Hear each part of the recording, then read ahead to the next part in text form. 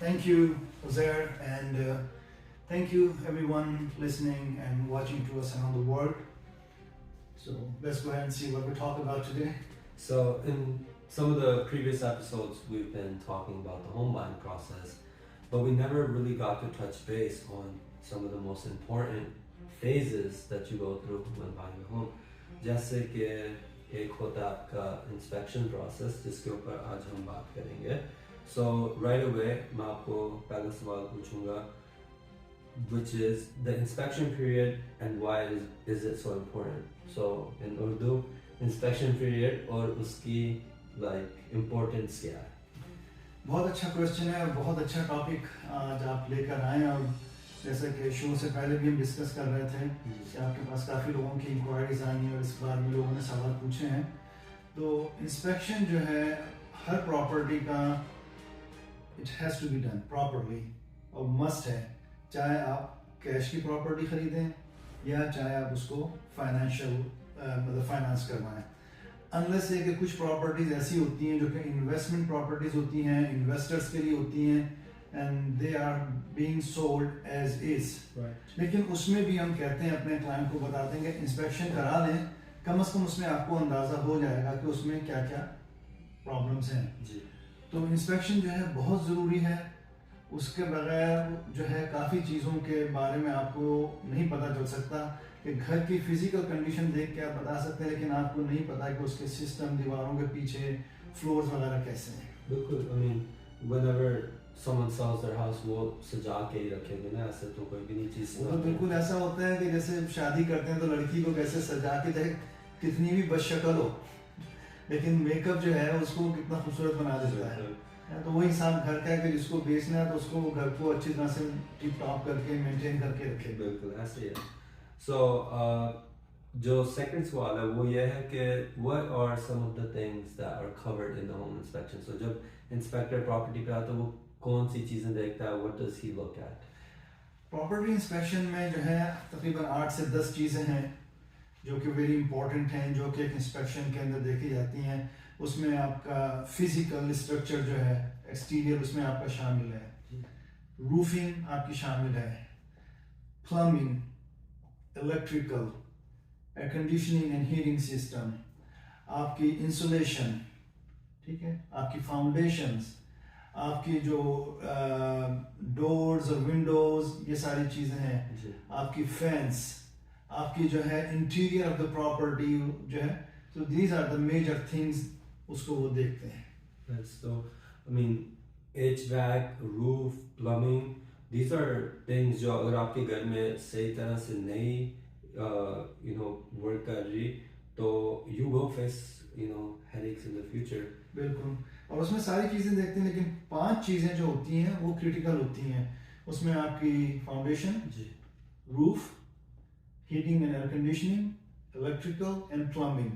ये 5 चीज़ें जो हैं ये बहुत क्रिटिकल होती हैं किसी भी इंस्पेक्शन के लिए.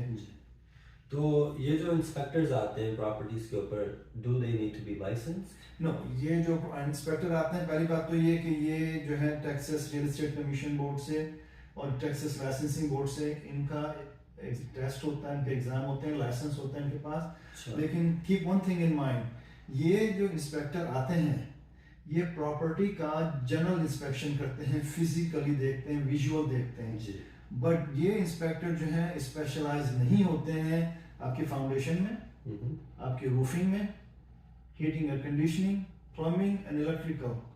इन चीज़ों में they don't have any speciality, they don't have license in those. तो ये प्रॉपर्टी का इंस्पेक्शन करते हैं जो उनको, जैसे हम कहते हैं कि एक आँख से नज़र आने वाली बात होती है, जो उनके पास इक्विपमेंट्स वगैरह होते हैं उसको देख के. लेकिन आपने देखा होगा कि मुख्तलिफ रिपोर्ट्स के अंदर ये बात लिखी होती है कि अगर फाउंडेशन के बारे में उन्हें कोई चीज़ नज़र आती है तो वो उसमें ये कहते हैं कि इसको आप फर्दर इवेल्युएट कराएं बाय स्पेशलिस्ट. इसलिए कि ये लोग इसमें स्पेशल नहीं होते हैं, खाली उसकी इवेल्युएशन करके आपको जो है बता देते हैं कि इसको आपको फर्दर इवेल्युएशन करानी है कि नहीं करानी है. फॉर एग्जाम्पल अगर वो कहते हैं कि फाउंडेशन में कुछ उनको नज़र आ रहा है कहीं पे शिफ्टिंग हुई है, मूवमेंट हुई है, तो वो कहेंगे कि इसको आप चेक करा दें. अब जब आप उसको चेक कराएंगे फाउंडेशन वाले से तो फाउंडेशन वाला जो है वो स्पेशलाइज्ड है इसके अंदर, वो उसको देखेगा कि शिफ्टिंग हुई है, कहाँ पे हुई है और कितनी इंचेस हुई है। Right. उसमें कुछ पोर्शन ऐसा होता है शिफ्टिंग में जो कि आप उसको इग्नोर कर सकते हैं, is less than half an inch. तो मतलब ये नहीं कि अगर इंस्पेक्टर ने आपको एक चीज़ बता दी है तो आप एकदम से जो है परेशान हो जाएं या पैनिक हो जाएं। आप जो स्पेशलाइज इन चीज़ फील्ड में उनसे आप फर्दर इवैल्यूएशन करवा लीजिए। So, you know, another question जो काफ़ी ज़्यादा लोग पूछते हैं वो ये है कि who pays for the inspection?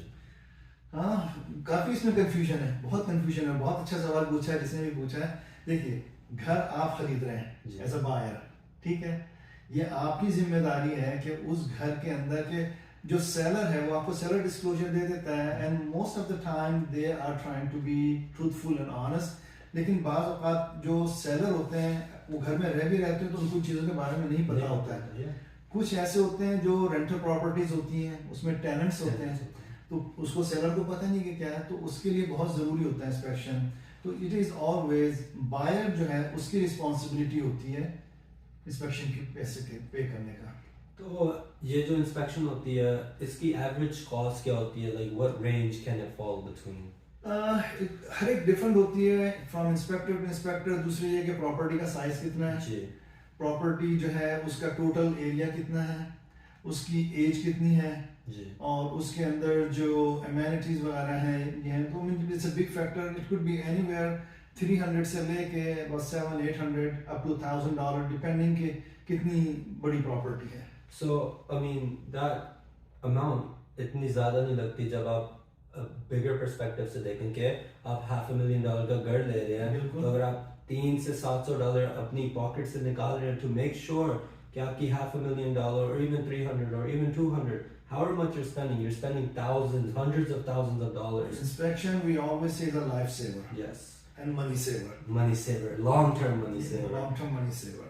So, as a buyer, when my inspection is going on, मेरा उधर होना ज़रूरी है या नहीं? हम सजेस्ट करते हैं, रेकमेंड करते हैं अपने क्लाइंट्स को कि जब आपका इंस्पेक्शन हो रहा है, जिस दिन स्केड्यूल हुआ है आप उस दिन जाइए, जी, लेकिन not in the very beginning. Inspector को टाइम दें ताकि वो अपना इंस्पेक्शन कंप्लीट कर ले, ताकि आप वहाँ जाएंगे, बीच में होंगे, उससे सवाल जवाब करेंगे, वो डिस्ट्रैक्ट होगा।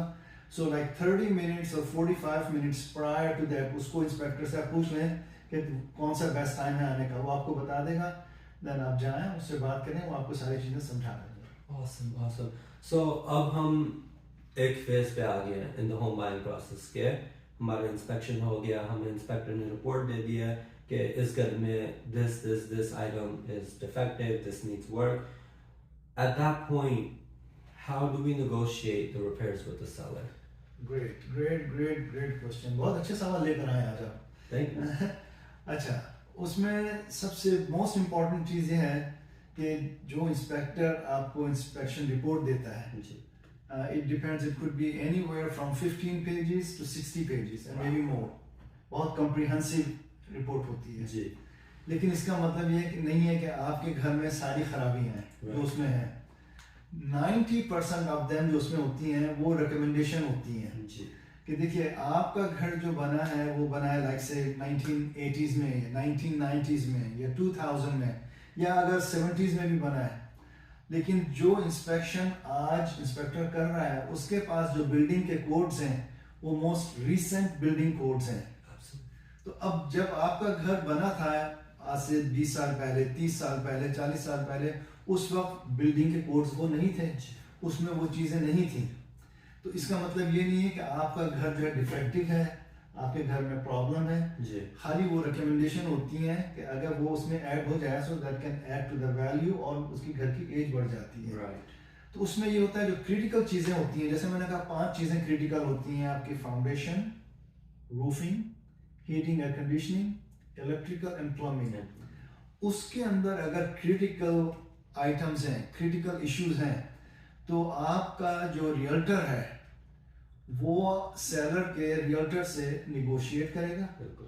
And most of the time देखिए सेलर को भी घर बेचना होता है, उसने मार्केट में डाला बेचने के लिए रखा है, तो ऐसा नहीं है कि वो कहेगा नहीं मैं नहीं काम करा रहा, वो काम कराते हैं। तो उसमें 2 ऑप्शंस होती हैं। मोस्ट ऑफ द टाइम्स वो क्या करते हैं, ठीक है वो जब एग्री हो जाते हैं कि हम ये करा देंगे, ये करा देंगे, और वो सारे काम जो है क्लोजिंग से पहले करा के जी। आपको इनवॉइसेस दे देते हैं कि भाई ये सारे काम हमने करवा दिए हैं।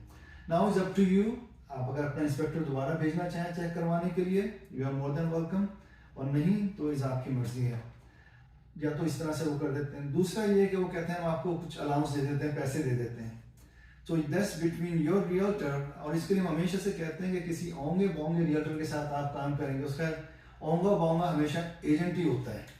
किसी एक अच्छे एक्सपीरियंस रियल्टर के साथ आप काम करेंगे तो वो आपके लिए बहुत अच्छा उसको निगोशिएट करेगा, और वो देखेगा कि जो पैसे वो दे रहे हैं वो जो क्रिटिकल आइटम्स हैं उसको कवर करते हैं कि नहीं करते हैं। So that's how you negotiate. तो इधर सेलर काम कर दे या वो आपको पैसे दे दे, आपको काम करा दें। Awesome, awesome. Well, that was great information provided to us by Nick.